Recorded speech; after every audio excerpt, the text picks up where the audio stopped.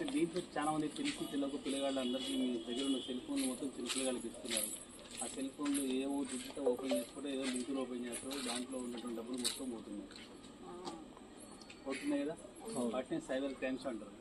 ఎవడో కూడా ఫోన్ చేస్తాడు, మనకు ఫోన్ చేసి ఓటీపీ చెప్పుకుంటాడు. ఓటీపీ ఒకసారి 2 సార్లు చెప్పిన తర్వాత దాంట్లో ఉన్న డబ్బులు మొత్తం పోతుంది. అట్లా పోకుంటున్నారంటే ఎవరైనా మనకి ఫ్రీగా డబ్బులు ఇవ్వదు. అక్కడ ఇచ్చాడు, మీకు ఒక్కసారి 2 సార్లు క్లిక్ చేయండి, మీకు లిస్ట్ వచ్చింది, ఓచర్ వచ్చింది అని చెప్పాడు. అలాంటి వాటిని మీరు క్లిక్ చేయొచ్చు. మీ పిల్లగాళ్ళకి కూడా చెప్పాలి. ఎట్టి పరిస్థితుల్లో కొత్త నెంబర్లో నుంచి ఫోన్లు వస్తే ఒకసారి వచ్చిందంటే ఫోన్ ఏదో మాట్లాడుతూ పెట్టేస్తాను అనుకో. అన్నీ నెంబర్లో ఫోన్ చేసి మీకు ఆఫర్ ₹1,00,000 ఆఫర్ అయింది, మీరు 5,000 ఇంత డిపాజిట్ చేస్తే అది మీకు ₹1,00,000 ఇస్తామని చెప్తారు. అలాంటి వాటిని చేయొద్దు. జాబ్ ఫ్రాడ్ అంటే మీకు నాకు ఎందుకంటే జాబుల గురించి అయితే మీకు ఏం లేవనుకుంటా. కానీ నేను చేస్తాను జాబ్ ఇంట్లో కూర్చొని కూడా మీకు డబ్బులు సంపాదించవచ్చు. చేతి మీద ఇంట్లో కూర్చొని పని చేయండి. మీరు ఏం చేయొచ్చు, మేము ఒక లింక్ పంపిస్తాం, యూట్యూబ్లో పంపిస్తాం.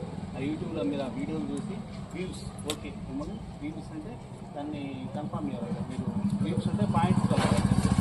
అట్లా చేసినా కూడా మీకు డబ్బులు వస్తాయని చెప్పేసి ఇంట్లో కూర్చొని సంపాదించవచ్చు. రోజు మీకు 5-6 వీడియోలు ఆ వీడియో చూసి పంపిస్తాం. ఇన్ని లైక్లు కొడితే మీకు ఇట్లా ఎంత అమౌంట్ వస్తుంది, ₹100 వస్తుంది, ₹200 చెప్తారు. అలాంటి వాటిని నమ్మొద్దు. ఇవన్నీ సైబర్ క్రైమ్స్ అనమాట. అలాంటి సైబర్ క్రైమ్స్ ఎక్కడ కూడా ఇన్వాల్వ్ కావద్దు, మోసపోవద్దని నా యొక్క ముఖ్య సూచన. టెక్నాలజీ ఎంత డెవలప్ అయిందో అదేవిధంగా ఎంత కూడా ఉంటున్నాడు. కాబట్టి టెక్నాలజీని మంచిగా ఉపయోగించుకుంటే మంచిగా అవుతుంది. దాన్ని చెడు విధంగా ఉపయోగించుకుంటే ఇంకా చెడ్డదారిలో పోతుంది అన్నమాట. అంటే నేను చాలా దుష్టశక్తులు ప్రస్తుతానికి మనకు తెలుసు. ప్రపంచంలో 2 శక్తులు పీడిస్తున్నాయి. ఒకటి సైబర్ క్రైమ్స్. సైబర్ క్రైమ్స్ అంటే ఇవ్వలాంటివి అన్నమాట. అలాంటి వాటికి దొరికి మనం పోవచ్చు, మన పిల్లలు కూడా పోనివ్వద్దు. నెక్స్ట్ ఇంకోటి డ్రగ్స్. చిన్నపిల్లలు ఇప్పుడు 18 సంవత్సరాలు 17 సంవత్సరాలు 18 సంవత్సరాల పిల్లలు కూడా చాలామంది ఫీల్ చేస్తుంటారు. చిన్న గాంజాయికి అలవాటు అవుతుంది. అలాంటి గాంజాయికి మీకు తెలిసిన ఎవరైనా మీకు తాగుతున్నట్టు తింటున్నట్టు గాంజాయి మీకు ఇన్ఫర్మేషన్ ఇచ్చేవాటికి ఇమీడియట్గా మాకు 100 ఫోన్ చేయండి. లేకపోతే మా కానిస్టేబుల్ మీకు రెగ్యులర్గా వస్తున్నట్టు పెట్రోల్ కార్డు, ఆ పెట్రోల్ కార్డులో మీరు ఇన్ఫామ్ చేయండి.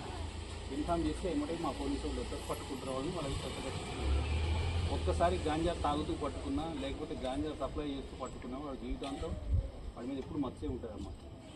అలాంటి విషయాల్లో మన వాళ్ళు ఎంత దూరం ఉంటే అంత మంచిది. అవి చాలా డేంజర్. కాబట్టి అలాంటి వాటికి మన పిల్లలు పోవద్దు, మనం పోవద్దు.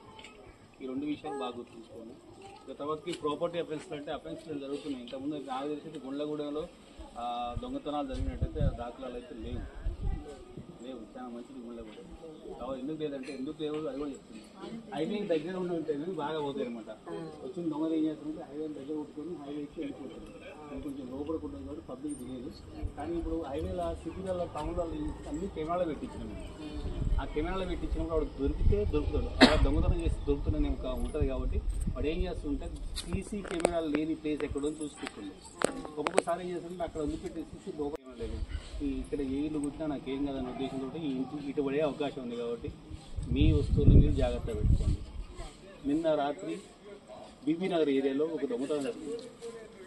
అల్మరాలో ఉన్నటువంటి 50,000 ప్లస్ ఇంటి ముందులో పెట్టిన కారు తీసుకుపోయారు. ఒక లేడీ జంట ఇద్దరు తీసుకెళ్ళిపోయారు. కానీ 15 కిలోల బంగారం పోలేదు అదే ఇంట్లో. ఎట్లా పోలేదంటే వాళ్ళు ఏం చేశారంటే మీ రోజు అవేర్నెస్ కల్పించడం వల్ల ఆ బంగారాన్ని తీసుకుని పోయి బియ్యం బస్తాలు ఉంటాయి కదా, బియ్యం బస్తాలలో అడుగున కింద పెట్టారు. బియ్యం బస్తాలు బియ్యం పైనంగా బియ్యం వచ్చేది. అట్లా అప్పుడు ఏం చేసింది వాడు దొంగతనం వచ్చినప్పుడు అలవరాలు అయ్యి చెక్ చేసుకుని బియ్యం తీసి కుమ్మరేయలేదు కాబట్టి మీకు దొరకలేదు. అదృష్టవంతులు అన్నమాట. అట్లనే మీరు కూడా మీ దగ్గర ఏమైనా బంగారం ఉన్నా జాగ్రత్త పడండి. బంగారాన్ని మ్యాక్సిమం మనం ఏం చేస్తామంటే అలమరాలా పెడతాం, లోపల చిన్న లాక్ ఉంటుంది, ఆ లాక్ వేస్తాం, మళ్ళీ బయట లాక్ ఉంటుంది, ఆ లాక్ వేస్తాం. ఆ లాక్ చాలా తీసుకుపోయి అల్మరా పైన ఫ్లాట్ వేస్తాం, గుడ్డ దుమ్ము పడకుండా. ఆ గుడ్డ కిందనే పెడతాం మనం. తాళ్ళ మ్యాక్సిమం అలమరాలు అందరూ కూడా ఆ గుడ్డ కిందనే మళ్ళీ అవి పెడతారు. లేకపోతే కబోర్డు పెడతారు కింద, ఆ కబోర్డు కింద తాళాలు పెడతారు. వాడికి వస్తాడు, తాళాలు తీసుకురాకు తెలుసు, వాడికి బాగా తెలుసు. దాదాపుగా సగం మంది ఖచ్చితంగా అక్కడే పెడతారు ఆ ఏరియాని. ఆ తాళాలు తీసుకుంటారు, బాగా తాళాలు తీసుకుని పోతుంటారు. అంటే తాళాలు వేసిన తర్వాత అలమరాల కనుక మీరు అక్కడ పెట్టొద్దు. తాళాలు ఇంట్లో వేరే చోట పెట్టుకోవాలి. దాని దరిదాపులో దగ్గరలో ఎక్కడ పెట్టొద్దు. ఇంకైనా బంగారం ఉంటే బట్టి జాగ్రత్తగా ఉండండి. డబ్బులున్నా జాగ్రత్తగా ఉండండి. ఒక్కసారి బంగారం కానీ డబ్బులు కానీ పోయి కనెక్ట్ పోకుండా ఎవరైతే జాగ్రత్త పడతాడో వాడు అదృష్టవంతుడు. పోయిన తర్వాత దొరకడం అనేది కష్టం. అంటే పోయిన తర్వాత అన్నీ మనకు తిరిగి రావు. పోలీసు వాడు పట్టుకున్నా సరే దాంట్లో నుంచి వాడు తింటాడు, తాగుతాడు, ఖర్చు పెడతాడు. కాబట్టి 10 తులాలు పోతే 5 తులాలు కూడా దూరాలని చెప్పలేదు. కాబట్టి అంతేది ముందు జాగ్రత్తగా బంగారం కానీ ఏమైనా ఉంటే వాటికి జాగ్రత్తగా పెట్టుకోండి. ఓకేనా? మీకు విజిబుల్గా పోలీసు కావాలని చెప్పేసి మా కానిస్టేబుల్ దాదాపు రోజుకు ఒక 2 సార్లు తిరుగుతారు. మీకు ఏమైనా ఇబ్బంది అనిపిస్తే ఆ పోలీసులకు చెప్పండి.